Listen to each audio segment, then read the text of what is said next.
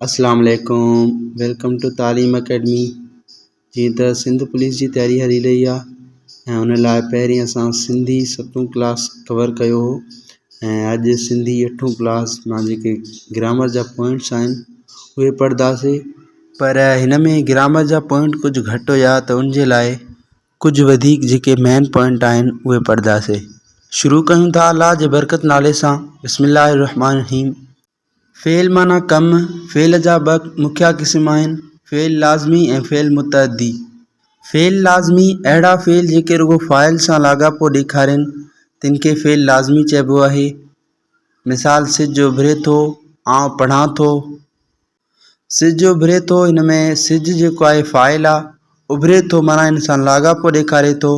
आउं पढ़ां थो, आउं फ़ाइल आहे, पढ़ां थो माना हिन सां लाॻापो ॾेखारे थो। यानी हिते सिर्फ़ु सिज उभिरे थो यानी सिर्फ़ु फ़ाइल सां जेको लाॻापो ॾेखारे थो ऐं हिते मफ़ूल ज़ाहिर ई कोन्हे। ऐं ॿियो फ़ेल मुतअद्दी, अहिड़ा फ़ेल जिन जा फ़ाइल ऐं मफ़ूल ॿई ज़ाहिर हुजनि तिन खे फ़ेल मुतअद्दी चइबो आहे। मिसाल परवीन किताब पढ़े थी, अशरफ ख़त लिखे थो।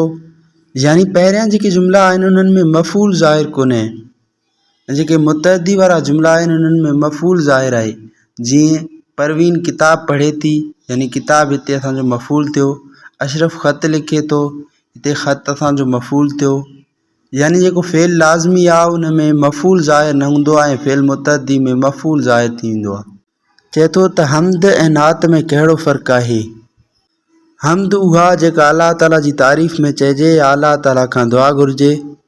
नात जंहिंमें नबी करीम सल्लल्लाहु अलैहि वसल्लम जी तारीफ़ कई वञे। हेठि ॾिनल लफ़्ज़नि जा वाहिद ऐं जमा ठाहियो। वाहिद यानी हिकु ऐं जमा माना ॿ या ॿ खां वधीक। सो दिलि असांजो वाहिद थींदो, तक़रीरूं जमा, मुश्किल वाहिद, क़ुर्बानियूं जमा, हदीस वाहिद, वाइदो वाहिद, वेझा जमा ऐं इरादो वाहिद। उहो लफ़्ज़ जेको कंहिं इस्म जे बदिरां कमु अचे ऐं उनखे ॿिए जुमिले सां ॻंढे उनखे ज़मीर मौसूल चइबो आहे। जीअं जंहिं, जेको, जा वग़ैरह ज़मीर मौसूल आहिनि। हेठि ॾिनल जुमिलनि मां ज़मीर मौसूल ॻोल्हियो। हीउ उहो किताबु आहे जेको मूं पिए ॻोल्हियो। हिते जेको असांजो ज़मीर मौसूल थींदो। हीउ उहो प्यालो आहे जंहिंजी तो पुछा पिए कई, हिन में जंहिं ज़मीर मौसूल थींदो। हेठि ॾिनल जुमिलनि मां फ़ेल मुतअद्दी मारूफ़ ऐं फ़ेल मुतअद्दी मजहूल जुदा करियो। किताब प्रेस में छपियो वियो, फ़ेल मुतअद्दी मारूफ़ आहे। किताब छपिजे थो, फ़ेल मुतअद्दी मजहूल आहे। शाह जो मेलो ॾिसबो, फ़ेल मुतअद्दी मारूफ़ आहे। काल मानी खाधी वई, फ़ेल मुतअद्दी मजहूल आहे।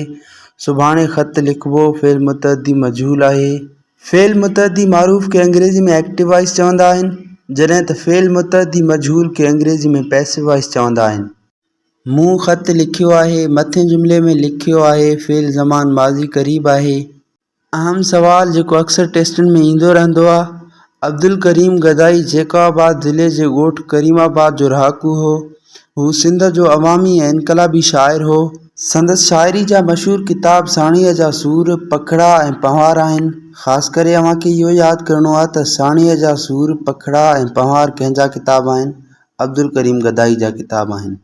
इहे बि अहम सवाल आहिनि जेके टेस्टनि में ईंदा रहंदा आहिनि। कोटड़ी बैराज जुड़ी रास थियो। कोटड़ी बैराज जो 1955 में जुड़ी रास थियो।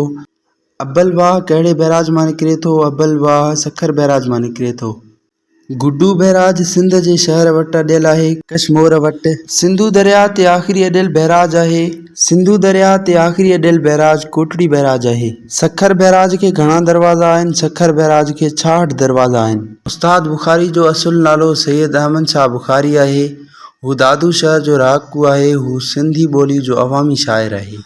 हाणे अव्हां खां उस्ताद बुखारी जो असुल नालो पुछी सघनि था त असुल नालो सैयद अहमद शाह बुखारी आहे। हेठि ॾिनल लफ़्ज़नि ते एराबूं लॻाए लफ़्ज़नि जूं धार धार मानाऊं लिखो। हाणे एराब छा आहे। एराब माना जेके ज़बर ज़ेर पेश हूंदा आहिनि उन्हनि खे एराब चइबो आहे। अल्लाह हाफ़िज़।